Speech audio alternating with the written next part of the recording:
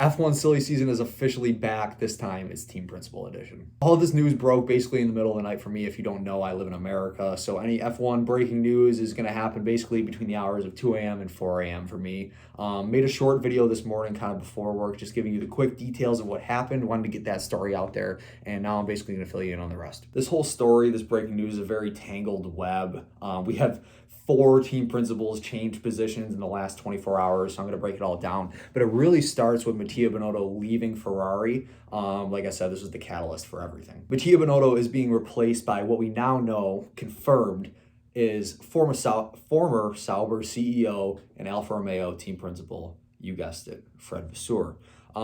We kind of knew, we kind of had a feeling that this might be the option. He was the favorite. I saw some rumor on Twitter that he had bought a house in Maranello already. I don't know if that was true, but obviously when they made the announcement this morning, they posted the picture of Fred in the Ferrari sport coat. So obviously they knew this was going to happen. They had all the promo ready to go. He was in Maranello. The talks were done. One thing I did want to mention, we all know, or maybe we don't know, Fred Vasseur's long-standing history with Charles Leclerc. I believe it dates back all the way to like karting days for Charles. And obviously we know Leclerc entered the sport, entered Formula One under Alfa Romeo and under the direction of Fred Vasseur. I'm not saying that Charles Leclerc and Mattia Binotto ever had a really bad relationship, but we all remember the finger wagging, that clip and things like that. It's definitely going to be a little more comforting for Charles to have Fred in the garage. So like I said, we kind of expected Fred Vasseur to make this move. Like they always say, when Ferrari calls, you absolutely have to answer. But one thing we really didn't expect, Andreas Seidl is leaving McLaren.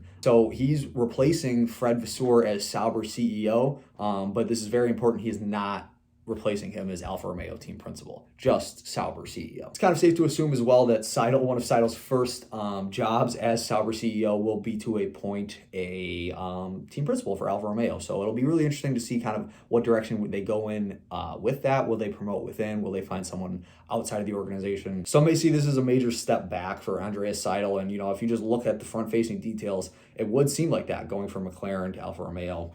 Doesn't really make much sense. But when you think about it, don't forget Audi is entering the sport in 2026. I think I did hear something about them providing more funding for Alfa Romeo, for Sauber, even before they make the full entry into the sport. Basically what I'm trying to say, what you should take away from Seidl leaving McLaren, Audi wanted Seidl. Seidl is a very hot commodity as far as team principals go. He's a very high-rated guy around the paddock. Audi knew who they wanted. They had their guy, and they went and got their guy. They wanted to secure him for 2026, and they wanted him on their side. So with Seidl leaving McLaren, there is an obvious vacancy in the team principal position. McLaren decided to promote from within, and Andrea Stella, very, very confusing. Super similar names, but yes, he is the new team principal at McLaren. He was formerly the McLaren executive director of racing. One thing I did want to mention about this whole McLaren, Seidl leaving McLaren thing, it seemed like McLaren, Zak Brown, Lando, and Seidl all had this like agreement, you know, to be a long-standing commitment to McLaren, to the team, to each other.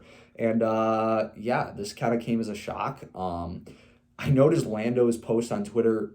It was obviously really nice, but it seemed kind of weird. He was saying like, oh, the team's never been in a better position than now, and you know, you're responsible for some of that for sure, or something like that. I don't know. It just seemed a little weird to me. I wonder if there's any hard feelings. I seriously doubt it. They're all professionals, and yeah, they're certain to move on. Like I said in the beginning of this video, we did have 4 team principals on the move in the last 24 hours. Yesterday, Jost Capito and Williams technical director announced that they are leaving the team, or the team announced that they will be departing. There are no replacement options as of yet. Darlington Capital had bought in the team from the Williams family 2 years ago, and they obviously appointed Jost to the position. And I don't know, we don't know too many of the details, but it's kind of safe to assume that, you know, this venture capital firm bought the team. They're really focused on seeing a return on their investment, and they gave Jost 2 years. They didn't see the improvements that they really wanted to see within that time frame. I'm assuming that's just kind of what happened, and they're moving on from there. Like I said, no replacement options just yet. I heard some people talking about maybe will Claire Williams return? Will someone from the family return?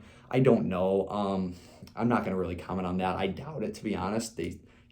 Darlington Capital seems to be really committed to Formula One, really committed to the sport. So yes, those are all the details. This was a crazy story that broke, like I said, in the middle of the night for me. Wanted to take the time to really kind of walk you through it. Like I said, it's a tangled web. It's a really confusing story. I probably didn't get every specific detail right, so definitely correct me in the comments. But yeah, if you're still here, really appreciate you watching. And yeah, have a good one.